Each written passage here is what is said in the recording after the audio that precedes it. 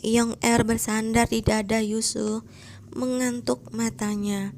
Di dalam kereta suasana menyenangkan dan hangat. Tirai katunnya sangat tebal, menahan hawa dingin dari luar. Yusu memeluk anak itu dengan perlahan menepuk-nepuk punggungnya. Tanpa terasa, mulutnya menyanandungkan lagu kanak-kanak yang didengarnya semasa kecil waktu berjalan dengan begitu lambat. Namun jalan yang mereka jalan ini begitu panjang. Putri, di depan ada kedai teh. Apa Anda ingin turun dan istirahat sejenak? Jiang Wu yang membawa para pengawal dari Wisma Pangeran Kuan mengikuti di samping kereta. Ia mengenakan mantel bulu yang tak mencolok. Sambil menggosok-gosok tangannya, ia menghampirinya untuk bertanya.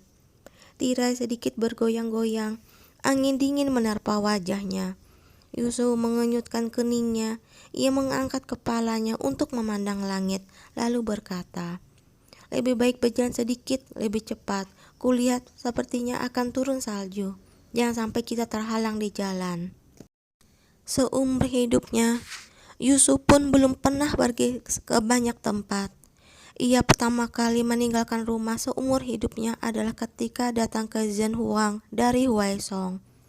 Menempuh perjalanan selak-sali, mengikuti puluhan ribu anggota keluarga kekaisaran dan bangsawan Huaisong. Terpaksa meninggalkan kampung halaman dan datang ke tanah asing yang membeku ini.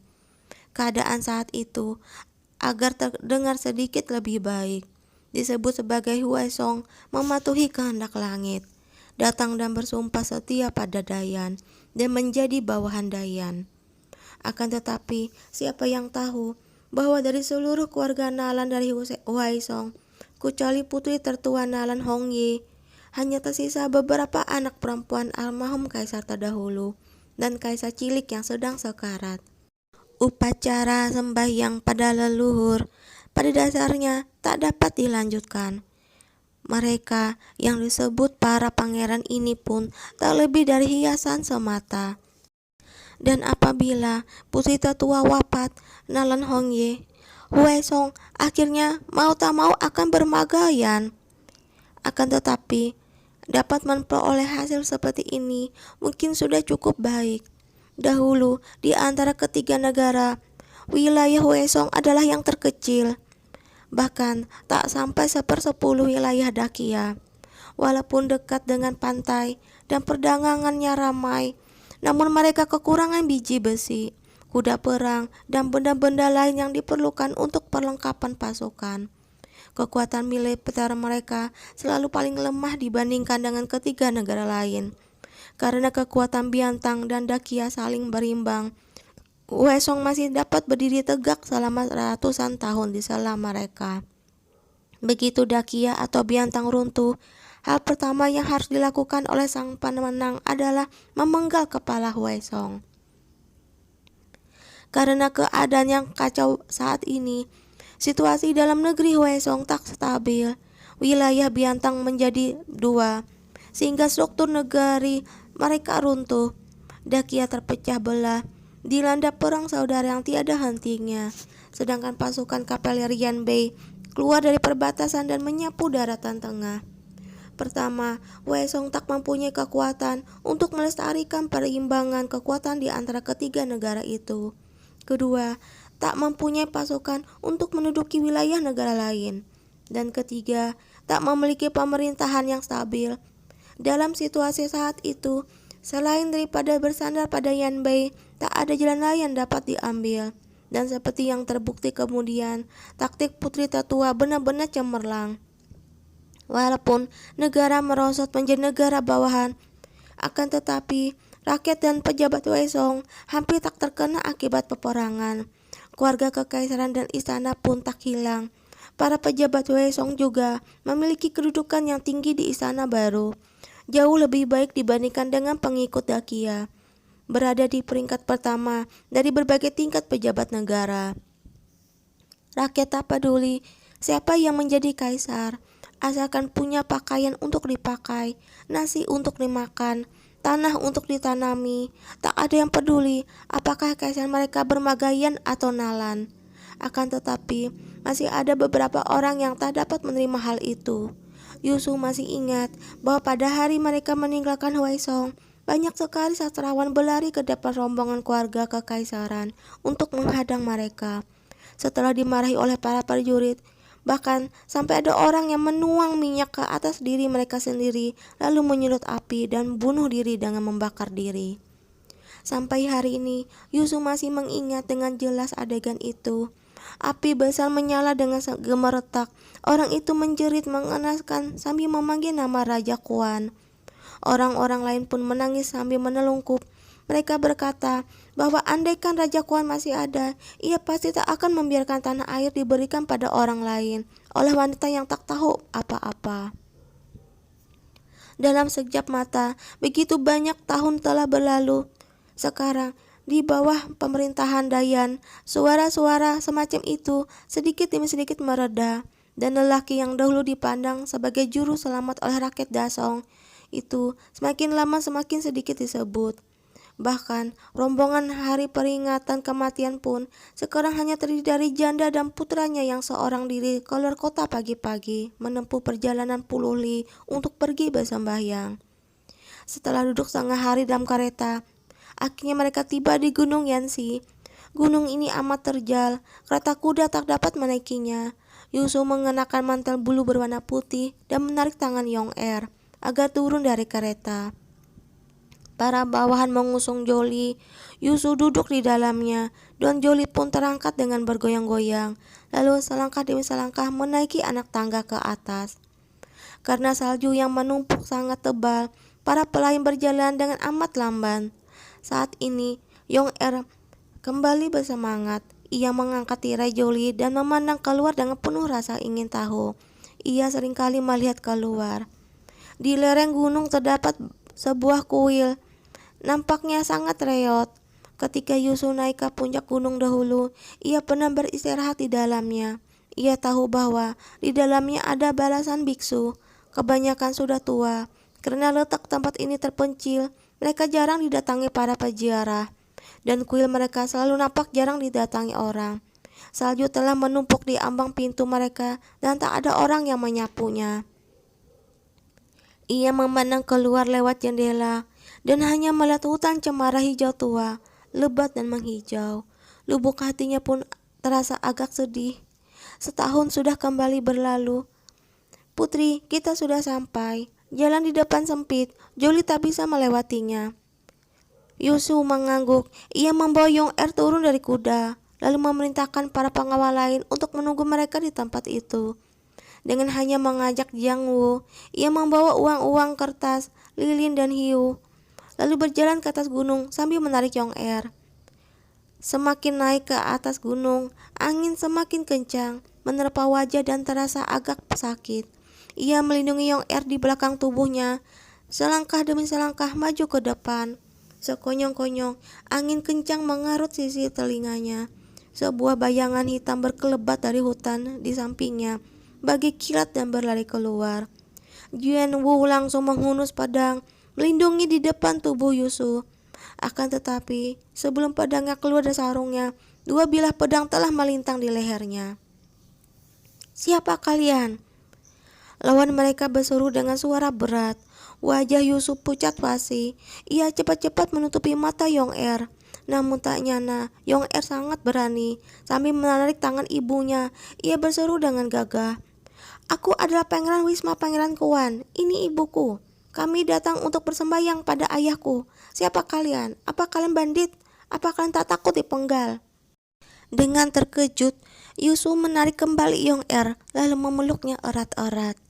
Tanpa disangka-sangka, beberapa orang bandit itu saling memandang, lalu menyarungkan pedang mereka. Pemimpin mereka maju selangkah, lalu menundukkan kepala dengan penuh sikap hormat dan berkata, "Ternyata Tuan Putri Kuan dan Yang Mulia Pangeran, kami sudah berbuat tak sopan. Mohon Putri menunggu di sini sebentar." Setelah berbicara, ia pergi jauh. Tak lama kemudian, orang itu kembali dan berkata, "Silahkan Putri." Dengan curiga, Yusuf memandang mereka, Justru Jian Wu lah yang sepertinya mengerti. Ia tak berani banyak bicara lagi, hanya mengangguk-angguk ke arah Yusu, memberi isyarat agar ia tak usah takut. Yusu memandang ke depan, sambil setengah memicingkan matanya. Ia melihat bahwa di tengah angin dan salju berdiri sebuah sosok. Orang itu mengenakan sebuah mantel hitam, kerudungnya berdiri tegak, menutupi kepala dan wajahnya. Angin gunung bertiup, mengeluarkan suara berdesir. Gumpalan-gumpalan salju besar berpusat-pusat di sekeliling tubuhnya. Walaupun tak bisa melihat raut wajahnya dengan jelas, begitu melihatnya, Yusu langsung berlutut. Ia menarik Yong Er di sisinya, lalu berseru dengan suara yang tak keras, "Kami menghadap Yang Mulia." Yan Kun berpaling, pandangan matanya yang bagai es agak melembut ketika melihatnya. Ia tersenyum hambar, senyum yang agak kaku. Entah karena hawa dingin atau karena ia sudah amat lama melupakan alasan untuk tersenyum seperti ini. Ia mengangguk dengan tenang lalu berkata, "Kau sudah datang." Karena Yan Kun belum menyuruhnya untuk bangkit, Yusu tak berani bergerak. Jantungnya berdebar-debar. Dengan tenang ia menjawab, "Benar. Bangkitlah di hadapan Kuanmo. Jangan sampai ia berkata bahwa aku menganiaya istrinya." Perkataannya sangat tenang, namun ketika mendengarnya, sepasang kaki Yusu menjadi lemas. Ia mengangguk, lalu bangkit. Sambil menarik tangan Yong Er, ia maju ke depan, lalu berdiri 10 langkah dari Yan Kun. Ia melihat bahwa lilin di depan papan arwah Kuanmo menyala dengan berkobar-kobar. Asap dupa untuk arwah berpusar-pusar. Uang-uangan kertas berwarna hitam menari-nari seiring tiupan angin, bagai sekawanan kupu-kupu hitam kelam. Yan Kun pun tak berbicara, hanya dengan enteng mundur, mengosongkan tempat di depan makam. Sambil menarik tangan sang anak, Yusu melangkah ke depan dengan gemetar ketakutan, menyulut hiu, memasang pita dan membakar uang-uangan kertas putih itu. Sedikit demi sedikit telan api dan berubah menjadi abu yang hitam kelam. Pipinya pucat pasi, nampak merah bagai darah di bawah cahaya api. Jari jemarinya yang kuku perlahan-lahan menjadi hangat, namun masih mempertahankan sikap kakunya. Sedikit demi sedikit, ia memasukkan seluruh uang-uangan kertas ke dalam api yang berkobar-kobar. "Ayahanda, Yong Er datang menjenguk Anda." Yong Er dengan patuh berlutut di lantai, bersujud 3 kali dengan hikmat, lalu berkata dengan wajah serius, "Tahun ini pelajaranku sangat baik. Guru Lu sudah memujiku 3 kali. Aku sudah mengenali sangat banyak huruf dan juga belajar menunggang kuda. Paman Jiang memberiku seekor kuda kecil, warnanya hitam, di hidungnya ada bulu putih, tampan sekali." Kemudian, mereka melakukan beberapa ritual lainnya. "Sudah selesai?" Sebuah suara berat terdengar dari depan. Sambil memandang ke bawah, Yusu segera mengangguk. Yan Kun berkata, "Kalau begitu, ayo pergi bersama." Yusu mana berani menolak. Dengan patuh dan takut-takut ia menunduk mengiyakan. Yan Kun melangkah ke depan, menarik tangan Yong Er, lalu berkata sambil tersenyum, "Apakah kau bisa menunggang kuda?" Belasan pengawal berlari mendekat. Ada yang membereskan perangkat sembahyang di belakang mereka. Ada pula yang mengawal di kiri dan kanan mereka. Yan Kun berjalan di depan bersama Yong Er. Sambil menuruni anak tangga, mereka sekali-kali bersenda gurau. Terlihat sudah sangat akrab. Yusu mengikuti di belakang dengan termenung memandangi sosok mereka berdua. Ia termenung dan berpikir, andaikan pangeran masih ada, mungkin ia akan seperti mereka di depannya itu. Mungkin juga di waktu luang, ia akan mengajak Yong Er pergi berjalan-jalan dan mengobrol tentang kejadian-kejadian menarik semasa kecil temannya. Lalu menyombongkan kecerdasan dan kepandaiannya semasa kecil. Mungkin akan persis seperti ini. Ia tiba-tiba merasa agak berduka, walaupun ia seorang nyonya yang sederhana, hanya tahu mengurus suami dan membesarkan anak. Namun ia bukan sama sekali tak memahami hal-hal di luar rumah. Beberapa tahun ini, terutama 2 tahun belakangan ini, para pangeran satu demi satu lahir dalam istana. Namun tak pernah terdengar bahwa kaisar menyayangi anak-anak itu. Di bawah sadar, Yusuf pun mengerti bahwa negara yang baru saja didirikan, berbagai kekuatan politik sekarang belum stabil. Saat ini, di utara peperangan berskala kecil masih berkecamuk. Selain itu, sebelum permaisuri menikahi kaisar, negara yang telah berjanji bahwa Kaisar Dayan harus seorang putra yang dilahirkan oleh permaisuri. Oleh karenanya, walaupun permaisuri belum mempunyai anak, kaisar tak bisa terlalu dekat dengan putra-putranya yang lain, agar tak mengundang kecurigaan istana. Bagaimanapun juga, menteri-menteri lama Huaisong masih mempunyai kekuasaan di istana. Kaisar berbicara dengan ekspresi yang begitu lembut. Jangan-jangan bahkan putra-putra kandungnya sendiri belum pernah melihatnya seperti ini. Putra-putra kandungnya berada di hadapan mata, namun ia tak boleh terlalu dekat dengan mereka. Hati sang kaisar mungkin juga merasa amat sedih. Dengan termenung, Yusuf menghela napas. Sekawanan burung terbang ke angkasa. Dari hutan, sayap mereka mengepak-ngepak. Yusuf mengangkat kepalanya. Angin bertiup di wajahnya sedingin es. Di istana sunyi dan dingin. Nalan Hongye mengenakan pakaian istana yang mewah. Berlapis-lapis kain brokat membungkus sekujur tubuhnya. Segala rasa girang, gusar, sedih, dan bahagia berubah menjadi sebuah simbol yang kaku di tengah kain sutra dan satin yang mewah itu. Punggungnya tegak lurus, wajahnya dihias dengan indah. Semua dayang-dayang istana berdiri amat jauh darinya. Tak ada yang berani menengadah memandang dirinya. Ia masih seorang wanita yang mulia, Ratu Huaisong yang benar-benar berkuasa, permaisuri Dayan yang sah, putri terakhir keluarga Nalan. Akan tetapi, kedua bahunya agak bungkuk. Ia berkata, "Setahun lagi telah berlalu." Di tengah kesunyian, ia tersenyum, namun senyumnya bagai kabut, dengan ringan buyar di tengah salju, dingin akhir musim gugur.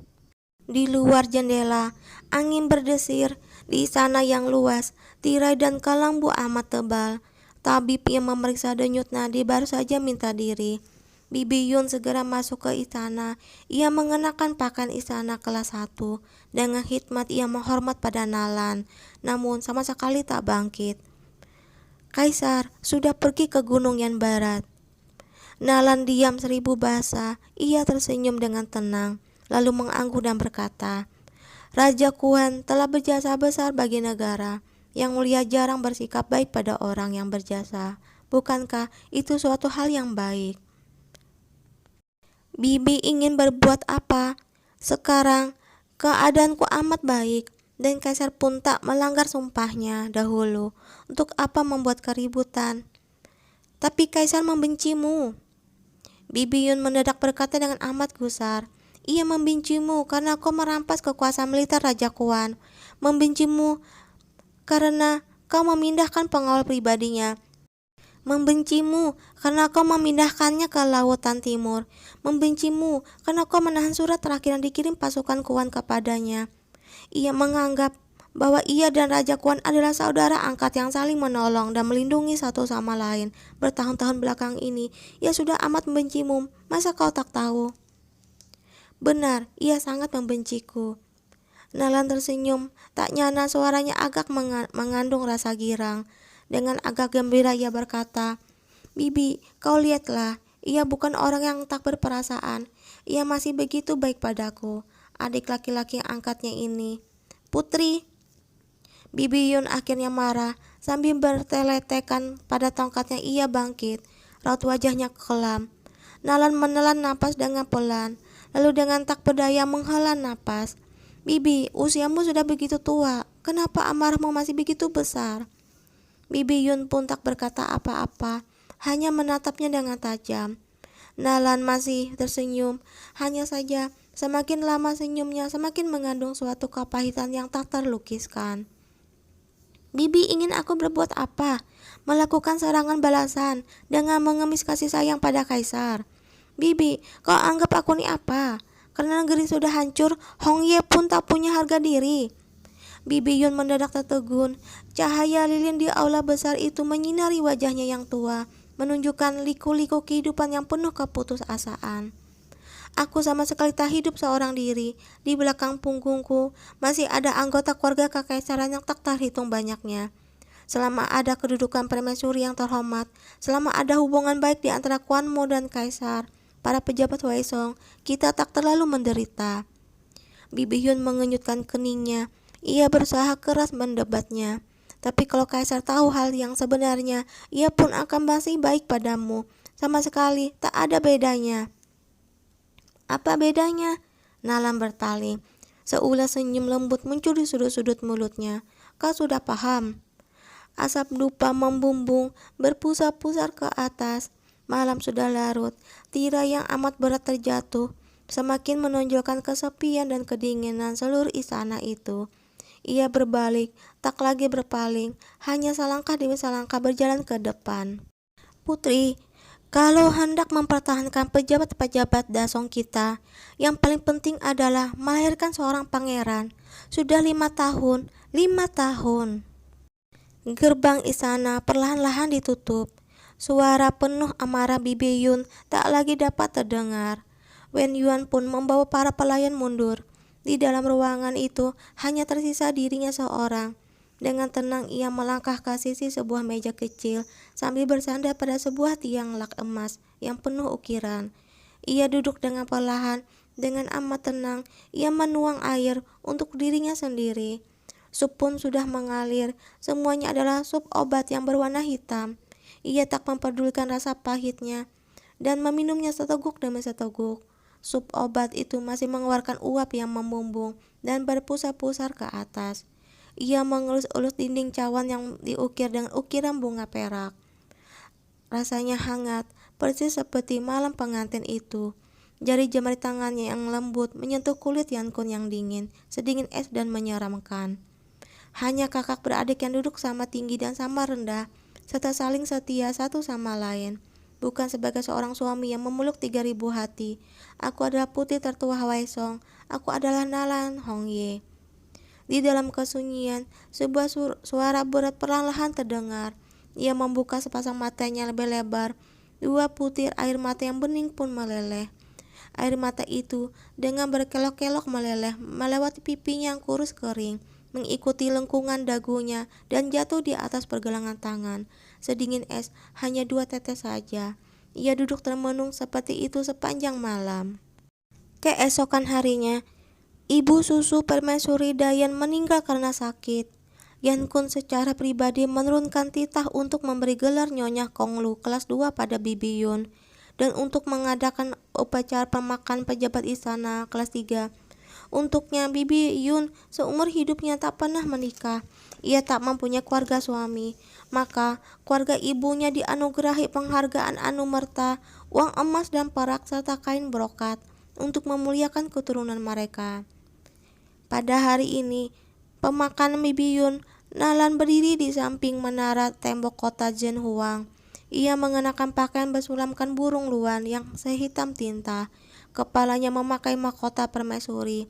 Dengan tenang memandangi iringan-iringan rombongan pengantar yang bagian naga panjang itu, dengan perlahan keluar dari kota Zhenhuang dan berjalan ke selatan.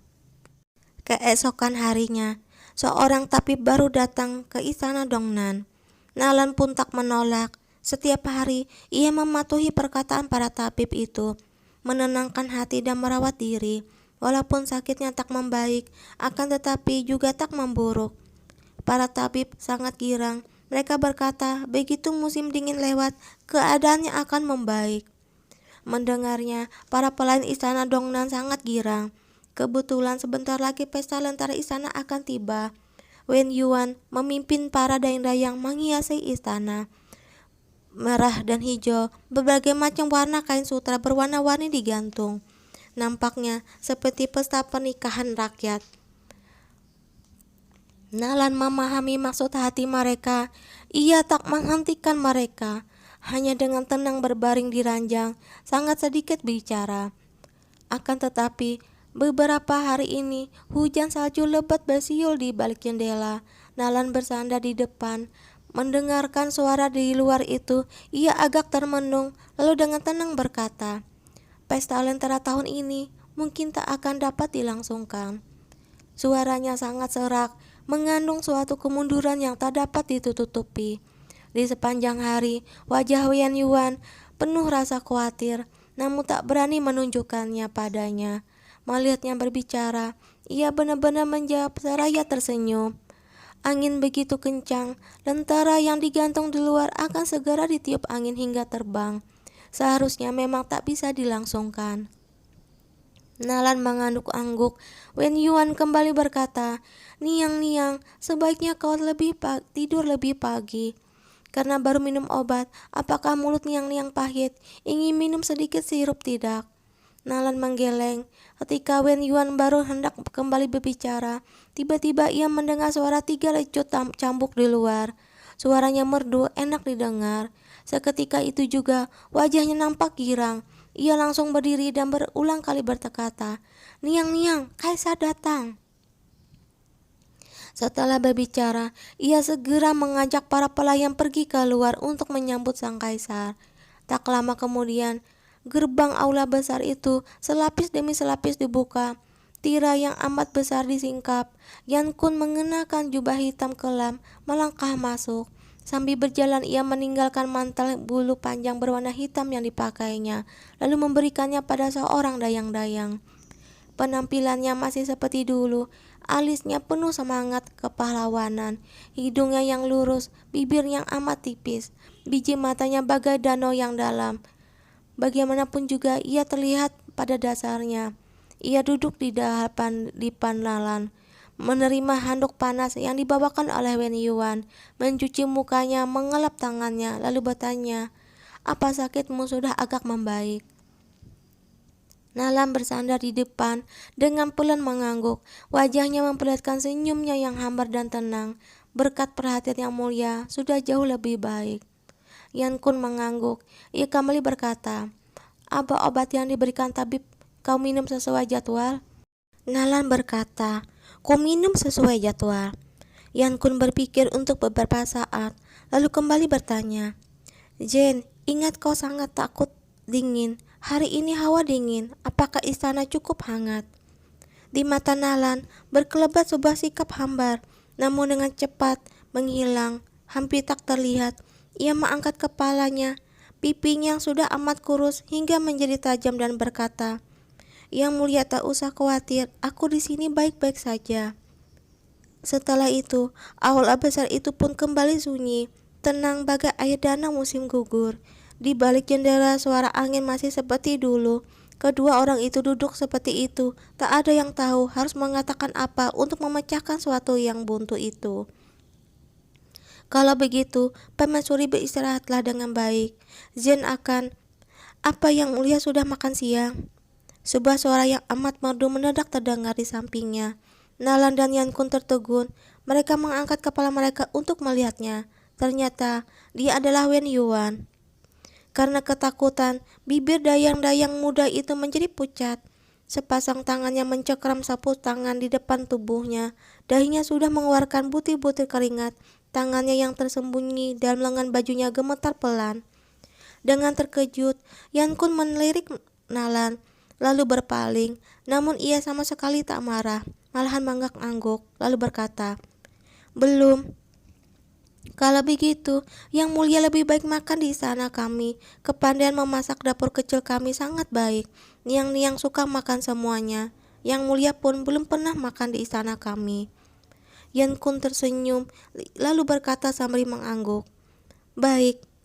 Wen Yuan mau tak mau nampak kegirangan. Ia hampir agak kebingungan dan cepat-cepat berkata, "Kalau begitu, hamba akan pergi mempersiapkannya terlebih dahulu." Setelah berbicara, bagai asap yang bertiup di angin, ia berlari keluar. Melihatnya sudah pergi, dengan tak berdaya Nalan berkata, "Hamba tak tahu bagaimana mendidik bawahan. Mohon maaf yang mulia."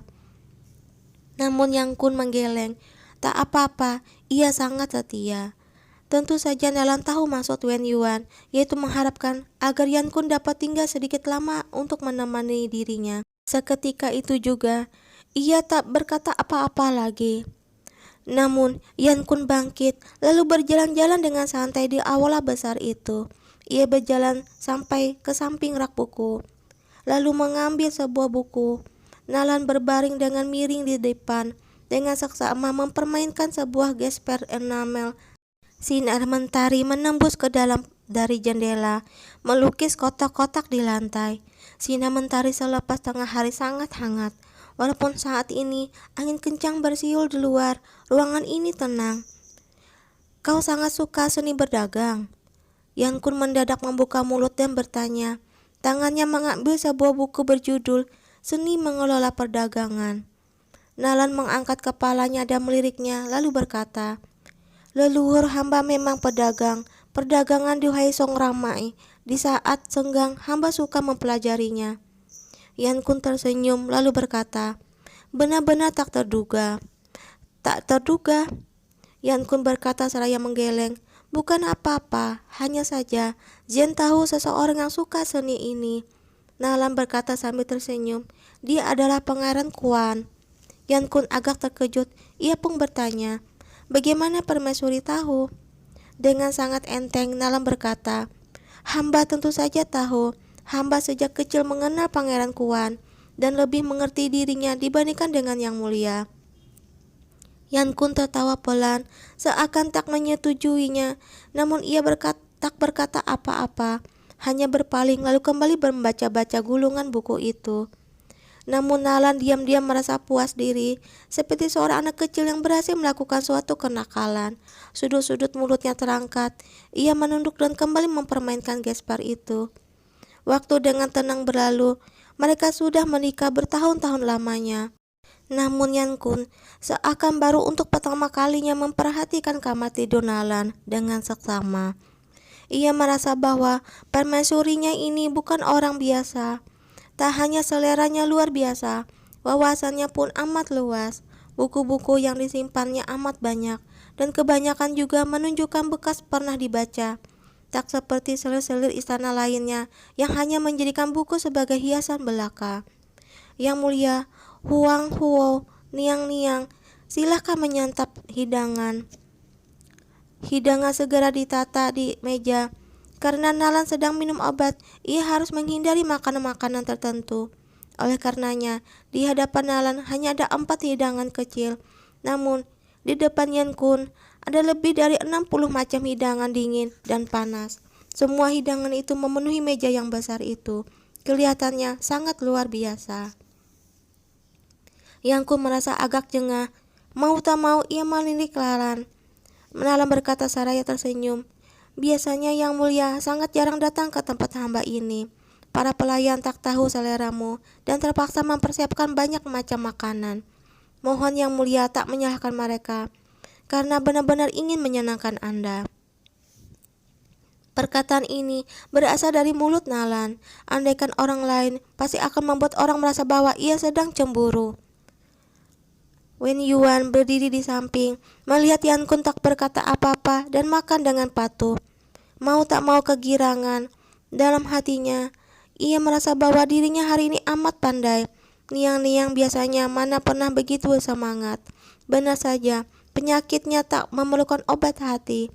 Asalkan Kaisar datang, penyakit Niang-niang akan sembuh. Mereka makan dengan amat lambat. Saat makan selesai, sudah waktunya tidur siang. Yan Kun dan Nalan mengobrol dengan ringan. Sekarang mereka sudah jauh lebih santai. Setelah menyuruh para bawahan mengurus sang permaisuri baik-baik, ia baru hendak kembali ke istana. Setelah itu, ketika ia baru berbalik hendak pergi, mendadak terdengar suara sebuah robek. Ternyata lengan bajunya terangkat ujung meja. Tak nyana, kain di lengan bajunya robek besar. Yan Kun mengangkat lengannya, meliriknya lalu dengan acuh hendak mengenakan mantel panjang. Namun Nalan berkata, Yang Mulia, pakaianmu robek. Yan Kun sama sekali tak peduli. Dengan enteng ia berkata, tak apa-apa, tunggu sebentar. Nalan menarik lengan baju Yan Kun dengan hati-hati meliriknya lalu berkata, ini adalah kain bersulam upeti yang dipersembahkan oleh Tianqi. Kain semacam ini, seluruh kain yang dihasilkan Provinsi Tianqi dalam setahun hanya dapat dibuat menjadi beberapa potong kain. Tahun ini, Yang Mulia sudah membuat sebuah pakaian dari sulaman Tianqi dan sekarang sudah rusak. Walaupun dibawa ke kamar Sulaman istana, jangan-jangan tak ada orang yang berani memperbaikinya. Yan Kun mana tahu bahwa pakaian itu asal-usulnya begitu rumit. Mau tak mau ia memandangi pakaiannya itu lalu berkata, "Kalau sudah rusak, biarlah rusak, tak apa-apa." Namun Nalan berkata, "Yang mulia tak merasa sayang, namun hamba masih merasa sayang. Setiap tahun, entah berapa banyak gadis pesulam yang menjadi buta membuat sulaman ini. Kau lihatlah, kain ini tak hanya disulam bolak-balik, tapi kalau sulamannya diperhatikan dengan saksama, dapat terlihat huruf-huruf Fu yang amat kecil." Yan Kun memperhatikannya dengan saksama. Ternyata memang demikian. Mau tak mau ia menghela napas dan berkata, "Benar-benar luar biasa." "Wen Yuan, ambilkan jarum dan benang." Seketika itu juga Yan Kun tertegun lalu bertanya, "Permaisuri hendak melakukan apa?" "Karena di kamar Sulaman tak ada yang berani memperbaikinya dan harus dibuang. Lebih baik hamba memperbaikinya. Kalau sampai rusak karena ku perbaiki, yang mulia tak akan menyalahkanku." Yan Kun semakin terkejut. Mau tak mau ia bertanya, "Permaisuri masih bisa menyulam?"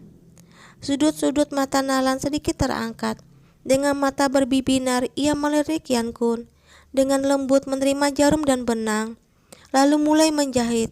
Sambil menjahit ia berkata, "Duduklah, sebentar saja sudah cukup." Entah kenapa, Yan Kun tak nyana agak tegang. Ia duduk di dekat Nalan. Namun karena agak sempit, ia hendak menghindar. Sambil mengenyutkan kening ia berkata, "Jangan menusuk kuku dengan jarum." Nalan mengangkat alisnya. Masa orang yang sudah mengalami medan perang takut pada jarum yang amat kecil ini? Yan Kun jelas-jelas tak mempercayai kepandaian menjahit Nalan. Ia mengenyutkan keningnya dan tak lagi berbicara. Tapi dengan amat cepat ia melihat bahwa dengan Nalan menjahit dengan amat terampil, jari-jari tangannya panjang dan langsing, jarum dan benang seakan hidup dalam tangannya.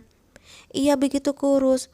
Kalau dilihat dari sudut mata Yan Kun, nampak sebuah leher yang anggun dan putih bersih. Sinar mentari menyinari tubuhnya, membawa sebuah perasaan tenang. Di udara, aroma obat yang halus melayang-layang. Pasir dalam jam benang sedikit demi sedikit mengalir, begitu tenang, hingga suara gemerisik jarum menembus kain seakan dapat terdengar. Tiba-tiba, tangan Nalan gemetar. Ia pun mulai menghela napas dengan pelan. Mula-mula, ia berusaha sebisanya mengendalikan diri, namun sedikit demi sedikit, semakin lama ia semakin tak bisa mengendalikan dirinya. Suaranya semakin lama semakin keras. Yan Kun mengerenyutkan dahinya, mengansurkan sebuah tangannya, lalu menepuk-nepuk punggung Nalan. Dengan lembut sambil menepuknya ia berkata, "Ambilkan air, cepat sedikit." Wen Yuan cepat-cepat berlari menghampiri mereka. Yan Kun menerima air teh, lalu meminumkannya pada Nalan. Perlahan-lahan napas Nalan sedikit demi sedikit menjadi tenang. Namun, pipinya masih merona merah, dan sinar matanya semakin lesu. "Kau tak apa-apa, apa perlu memanggil tabib?"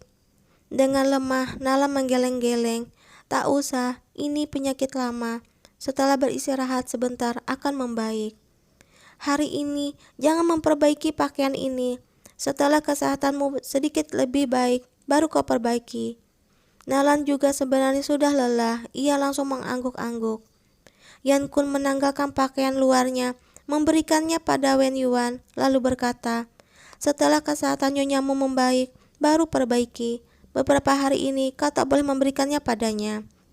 Dengan girang, Wen Yuan segera mengangguk. Dalam hati ia berkata, "Setelah 5 tahun berlalu, akhirnya langit membuka mata. Kaisar pun menyadari bahwa ia menyayangi Niang-Niang." Yan Kun mengenakan mantel bulu, lalu berkata pada Nalan, "Zen pergi dulu, istirahatlah baik-baik." Nalan mengangguk. Yan Kun berbalik hendak melangkah keluar. Tilai aula besar itu selapis demi selapis terbuka. Selangkah demi selangkah menyembunyikan sosoknya. Entah kenapa, Nalan tiba-tiba merasa begitu cemas, seakan hatinya penuh ditumbuhi rumput liar. Sekonyong-konyong ia berteriak dengan nyaring, "Yang mulia!" Yan Kun tertegun dari kejauhan. Ia berpaling. Aula itu amat dalam. Ia sudah pergi begitu jauh. Mereka saling memandang. Seperti itu waktu berlalu di antara mereka. Setahun, 2 tahun, 3 tahun, 5 tahun, dan tanpa diketahui oleh Yan Kun, 10 tahun, 8 tahun, begitu banyak tahun. Malam hari ini, hamba akan memerintahkan dapur untuk membuat beberapa macam hidangan. Yang mulia, apakah kau akan datang lagi? Yan Kun berdiri di tengah aula itu. Dari kejauhan ia memandangi wanita yang duduk di ranjang itu. Itu adalah istrinya yang belum pernah dihadapinya dengan jujur, namun sebenarnya adalah istri yang paling banyak membantunya. Ia berdiri di sana, memandanginya seperti itu, berusaha keras mengingat matanya yang dahulu dalam benaknya. Namun yang dapat diingat olehnya selain perhiasan yang memenuhi mata, batu giok dan emas yang indah hanyalah sebuah tempat kosong. Dan sekarang ia mengenakan pakaian putih polos. Rambutnya sama sekali tak dihias hiasan apapun. Tak memakai riasan. Wajahnya putih dan bibirnya biru, kurus kering, bagai sisa-sisa lilin di tengah tiupan angin. Entah dapat menyala berapa lama lagi. Apa boleh buat? Yan Kun menghela napas dalam hati. Walaupun ia merampas kekuasaan Kuan Mo, walaupun ia dapat merasakan hubungan di antara Kuan Mo dan dirinya, dan diam-diam menghancurkan surat yang ditulis untuk dirinya oleh Kuan Mo menjelang ajarnya. Di kejauhan, Yan Kun mengangguk-angguk lalu berkata, "Kau beristirahatlah dengan baik. Malam ini Zen akan kembali datang menjengukmu." Pintu gerbang dibuka lebar-lebar, angin segar bertiup ke dalam. Nalan duduk di atas dipan, dengan diam memandangi punggungnya yang pergi menjauh. Raut wajahnya tenang, sinar matanya bagai awan yang melayang-layang di angkasa, begitu tenang. "Niang-niang." Wen Yuan tersenyum dengan girang. Ia hampir tak tahu harus berkata apa. Akhirnya ia berlari keluar, lalu berkata dengan nyaring, "Hamba pergi mempersiapkannya dulu." Nalan menarik napas dalam-dalam, lalu menyusup ke dalam selimut yang empuk. Hari belum gelap. Wen Yuan sibuk mengatur pakaiannya, menyisir rambutnya, dan merias dirinya.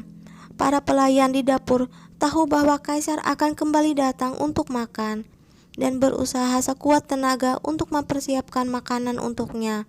Walaupun Nalan tak menginginkan keadaan seperti ini, namun ia jarang terlihat begitu girang dan tak menentangnya. Akan tetapi, langit semakin lama semakin gelap. Waktu untuk makan malam sudah berlalu, namun sang kaisar belum datang juga. Semua pelayan diam-diam merasa cemas. Wen Yuan mengirim seorang pelayan untuk mencari kabar, sedangkan dirinya sendiri menghibur Nalan. Namun, dalam hati Nalan perlahan-lahan mengerti, akan tetapi tak merasa sedih, hanya merasa agak hampa. Apa yang dikatakan Yusuf benar, istana Dongnan terlalu besar, sehingga selalu nampak sepi. Tak lama kemudian, Kasim kecil di sisi Yan Kun berlari mendatangi mereka dan menyampaikan pesan. Ia berkata bahwa di gerbang Meilin di Qibei timbul suatu situasi peperangan yang kritis. Malam ini, Kaisar sedang membicarakan masalah ini dengan beberapa jabat dan tak bisa datang. Saat itu, Nalan seakan dapat mendengar suara helaan napas semua orang di aula besar itu. Dengan wajah tenang, ia menjawab Kasim membawa pesan itu, lalu memberinya hadiah kepada Wen Yuan. Ia pun berkata, "Baiklah, siapkan makanan." Wen Yuan tercengang. "Hah?" Nalan tak kuasa menahan tawa dan berkata, "Makan, Kaisar tak datang. Masa karenanya aku tak makan?"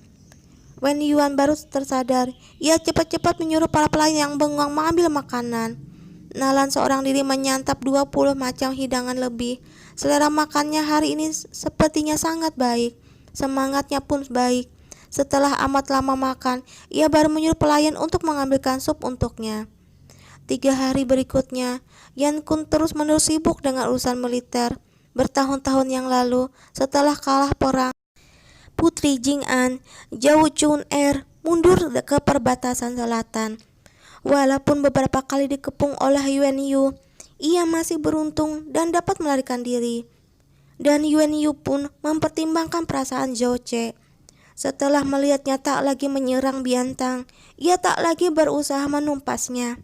Akan tetapi, tak lama kemudian, sebuah kabar berita terdengar dari Qibei bahwa pasukan berkuda Putri Jing'an dan bangsa Kuan Ron dari luar tembok besar sering bermanuver. Jangan-jangan akan terjadi sesuatu. Untuk sesaat, berbagai macam kabar masuk ke dalam ibu kota dengan amat cepat. Istana Dayan pun langsung menjadi tegang.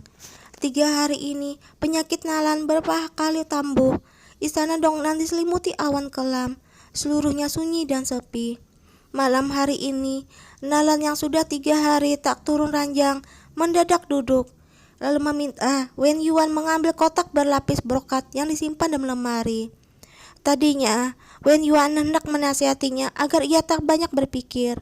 Akan tetapi, melihat raut wajahnya yang tegas, ia tak berani berkata apa-apa.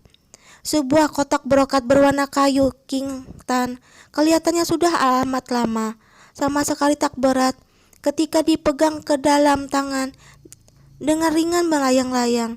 Entah ada benda berharga apa di dalamnya. Ternyata, kotak itu dikunci dengan 3 buah gembok. Wen Yuan mengelap debu di permukaan kotak itu dengan sapu tangan. Mau tak mau ia terbatuk, debu itu nampak sudah menumpuk. Entah sudah berapa lama kotak itu diletakkan dalam lemari.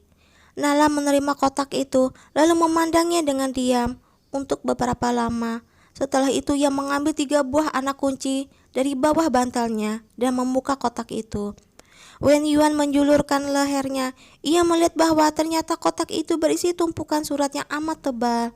Banyak kertas surat yang sudah menguning. Nampaknya umurnya sudah sangat tua. Mau tak mau ia merasa agak kecewa. Dengan heran ia mengernyitkan ke dahinya. Wen Yuan ambilkan sebuah anglo. Niang, untuk apa kau menginginkan sebuah anglo? Nalan menunjuk surat-surat itu lalu berkata, membakar surat-surat ini. Hah? Membakarnya? Wen Yuan tercengang, walaupun ia tak tahu siapa yang menulis surat-surat itu. Setelah melihat di mana surat itu disimpan oleh permaisuri, ia tahu bahwa mereka pasti amat penting. Ia cepat-cepat bertanya, kenapa, Niang? Kenapa kau ingin membakar mereka? Nalan sepertinya sedang termenung. Ia berkata dengan suara pelan, kalau aku tak membakarnya, apakah aku akan membuat orang lain bersedih dan menyesal? Wen Yuan jelas tak mengerti, akan tetapi dengan patuh menurutinya dan melangkah keluar. Tak lama kemudian, ia membawa masuk sebuah anglo. Suara api bergemeretak terdengar, sangat hangat. Wen Yuan, kau keluarlah dulu. Wen Yuan mengangguk-angguk. Baik, kalau ada keperluan, Niang langsung panggil hamba. Pintu ruangan ditutup. Aula besar itu pun menjadi sunyi senyap. Nalan mengambil setumpuk surat yang amat tebal. Jari jemarinya yang pucat pasi mengelus-elus lembaran surat yang entah sudah berapa kali dibaca olehnya itu. Sinar matanya sedikit demi sedikit melembut. Benar, perkataan bibi benar. Dirinya adalah seorang pengecut. Kehormatan putri tertua apa? Kehormatan negeri Huaisong apa? Keluarga Nalan apa? Semuanya palsu. Seluruhnya adalah untuk menipu dirinya sendiri dan orang lain. Dirinya hanya ketakutan, hanya tak punya keberanian, hanya tak berani melangkah ke depan.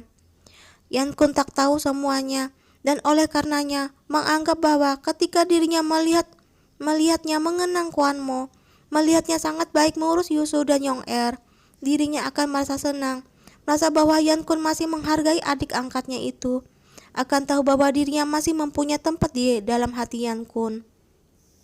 Akan tetapi, setelah Yan Kun mengetahui segalanya dan sama sekali tak mencintai dirinya, bagaimana dirinya dapat menerima hal ini? Ia ketakutan, ia tak mempunyai keberanian. Ia takut bahwa setelah membeberkan semuanya, Yan Kun hanya akan terkejut, namun tak bisa membalas cinta yang didambakannya.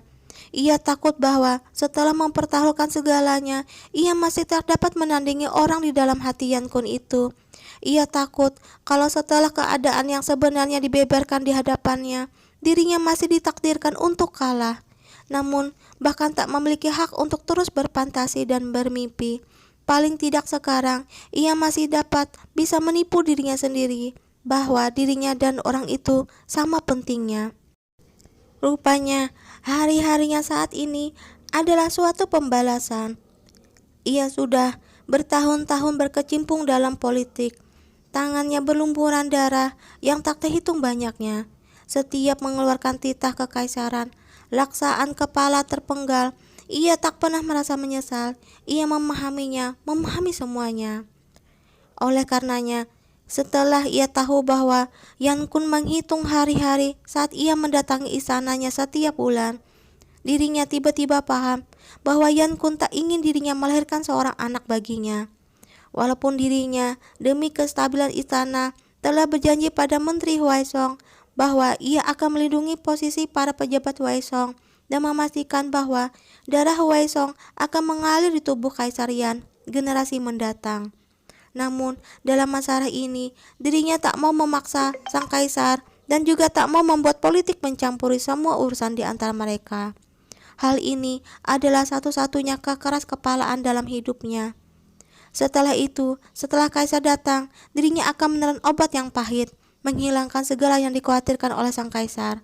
Sampai akhirnya, sang kaisar semakin jarang datang dan sekarang, ia sudah 2 tahun lebih tak pernah melewatkan malam di istana Dongnan.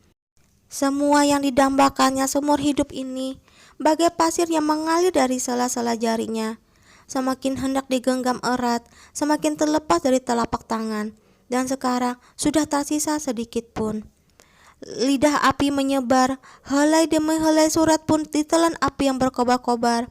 Api membakar bukti terakhir hubungan di antara mereka, sedikit demi sedikit, bersama dengan hidupnya yang telah hancur berkeping-keping, semuanya dibakar habis.